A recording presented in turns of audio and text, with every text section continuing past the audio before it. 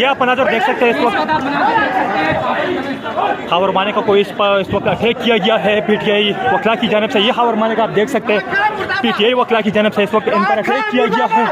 ये मनाजर आप लोग देख सकते हैं सेशन कोर्ट के ही मनाजर है जहाँ पर आज फैसला सुनाना था जज साहब ने, लेकिन फैसला नहीं सुनाया गया तो अब वकला ने खावर मानिका को घेर लिया है। ये मनाजर आप लोग देख सकते हैं जी।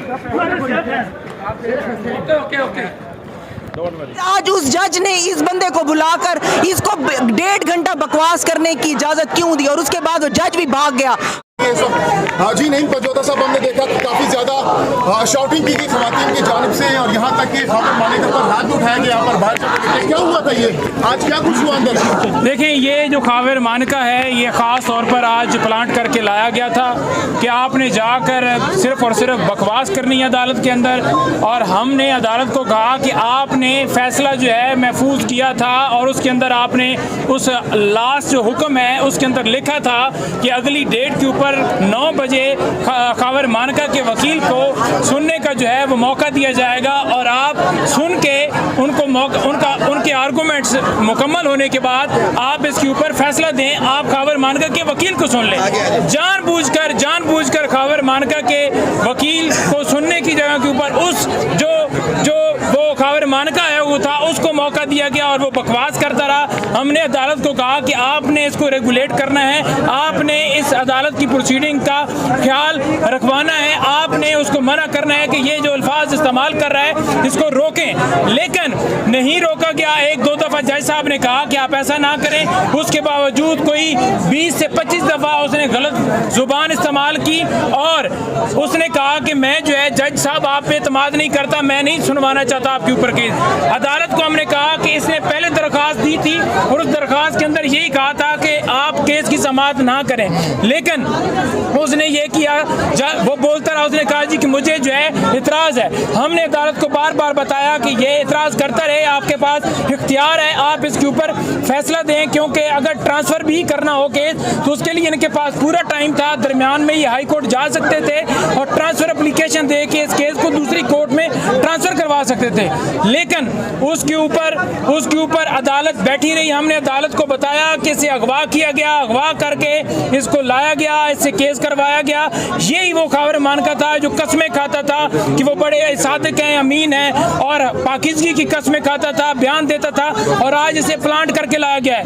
अदालत के अंदर कुछ ऐसे लोग लाए गए थे जिनका सिर्फ मकसद ये था कि शोर मचाना। हमने अदालत को ये भी बताया कि वो इस मकसद से आए हुए हैं कि उन्होंने शोर मचाना है, अदालत की प्रोसीडिंग को इंटरप्ट करना है। वो चाहते हैं कि केस की समाअत जो है मुलतवी की जाए। हमने तहम्मुल मिजाजी का मुजाहरा किया, तमाम लोगों को, तमाम खवातीन को, तमाम वकला को ये कहा कि आपने किसी ने इंटरप्शन नहीं करनी। वो जिस तरह बकवास कर रहा था, हमारा खून जो है वो खौल रहा था कि हरामी को पकड़ कर मारे, लेकिन वो बकवास करता रहा। हमने उसको नहीं जो है वो उस तरह से उसके ऊपर किसी किस्म का जो है वो किया। खावर मानिका कहता है जी कि मुझे इतराज़ है कि आप केस ना सुने, क्योंकि उस इतराज़ सिर्फ इसलिए है कि आज फैसला जो है महफूज हुआ था और उसे पता था कि आज सज़ा जो है, क्योंकि झूठा केस है, सज़ा जो है ख़त्म हो जानी है, इसलिए वो चाहता था कि इसके अंदर डिले हो, अदालत जो है, जज जो है वो पीछे हटे, किसी और के पास ये मुकदमा जाए, फिर से दोबारा नए सिरे से समाज शुरू हो। और आज अदालत ने कोर्ट के अंदर जज साहब ने बैठते हुए आखिर में हमारे पुरजोर इसरार के बावजूद उन्होंने कहा कि मैं इस केस को नहीं सुनता। कोर्ट के चले गए। अच्छा, हमने देखा कि काफी शॉटिंग हुई खवातीन की जानिब से, काफी ज्यादा हमने देखा कि नारेबाजी भी की गई, और ये क्या हुआ था? और आपने कहा कि गैर इखलाकी गुफ्तगू की गई खावर मानिका की जानिब से, क्या ऐसी गुफ्तगू की गई?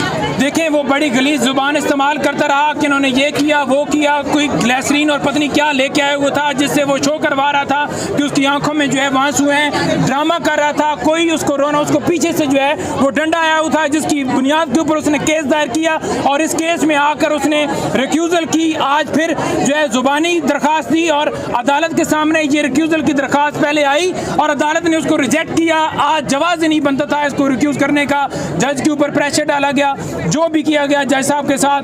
आज जज जो है वो उठ गए, उन्होंने कहा जी कि मैं इस केस से रिक्यूज करता हूँ, हालांकि जज के पास पूरा इख्तियार था, वो इस केस के ऊपर फैसला महफूज किया हुआ था और फैसला सुनाते, लेकिन नहीं सुनाया गया। ये नहीं चाहते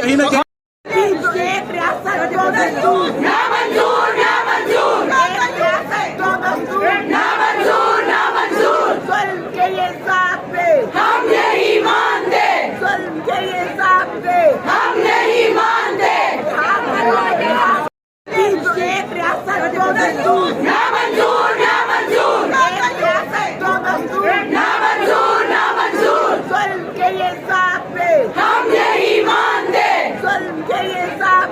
हम नहीं मानते।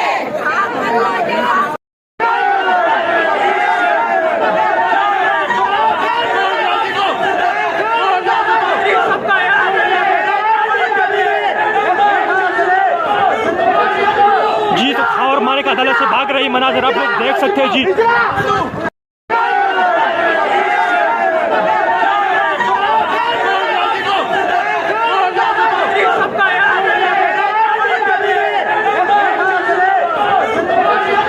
जी तो खावर मारे का अदालत से भाग रही मनाजर आप लोग देख सकते हैं जी।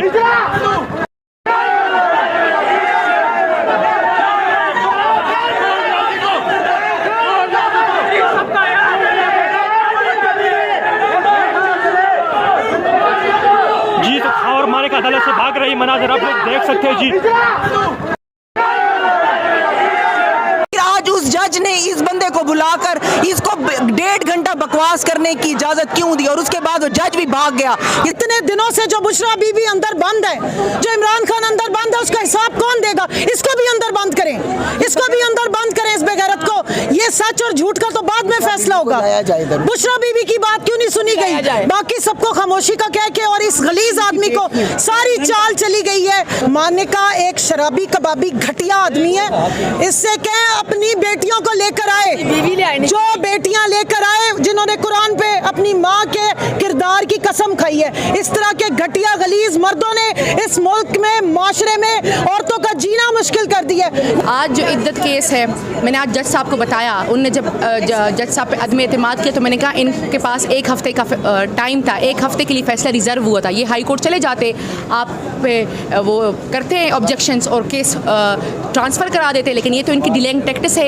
ये हथकंडे इस्तेमाल कर रहे हैं बार बार सिर्फ इसको डिले करने के लिए। और इस केस का इस मुल्क में कभी ना कभी कुरान और शरीयत के मुताबिक फ़ैसला होगा, चाहे वो ये जज साहब करे या कोई दूसरा जज साहब करे।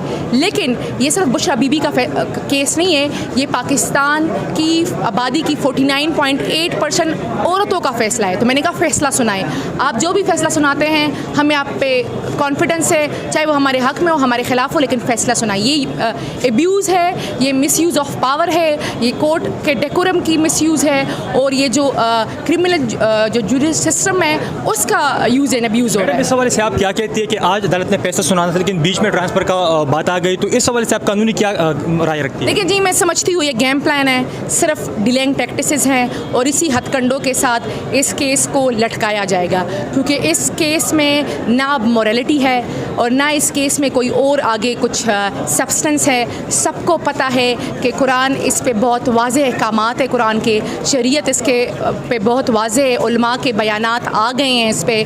तो इस केस का तो फ़ैसला ज़रूर इस्लामी जमहूरियत पाकिस्तान में इस्लाम के मुताबिक होगा।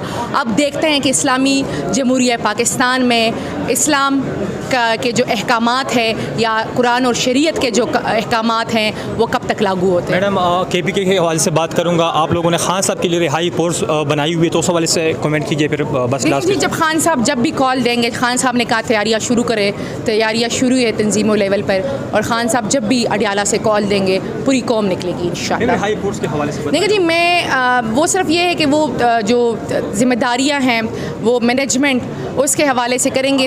बाकी जो खैबर पख्तूनख्वा की जो सूबाई सदर हैं, जो वज़ीर आला भी है, वही खैबर पख्तूनख्वा के लश्कर को लीड करेंगे।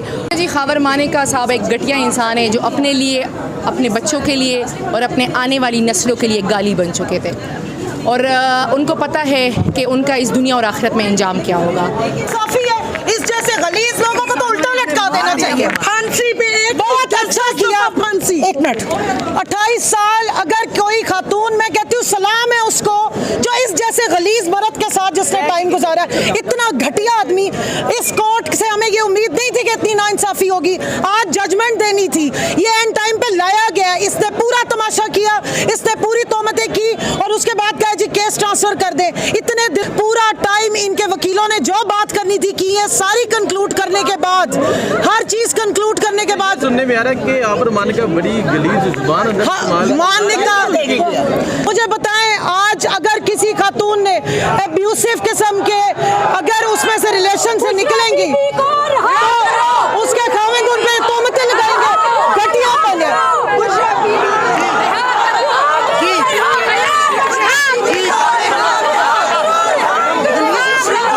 ये मनाजिर इस वक्त आप देख सकते हैं कि सेशन कोर्ट में बुशरा बीबी और खान साहब को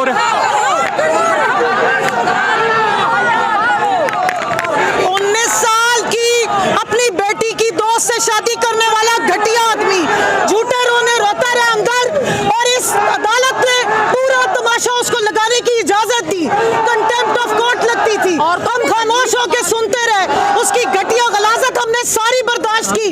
मैं कहती हूँ आफरीन है उस औरत पे जो इस तरह के मर्द के साथ 28 साल भी गुजार गई है। लानत है इस जैसे लोगों पे, और मैं हैरान हूँ इस अदालत पे जिसने सारी बकवास और सारी फजूलियात तोहमतें जो है वो सुनी है। इसके ऊपर तो केस चलना चाहिए, इसको तो बंद करना चाहिए था।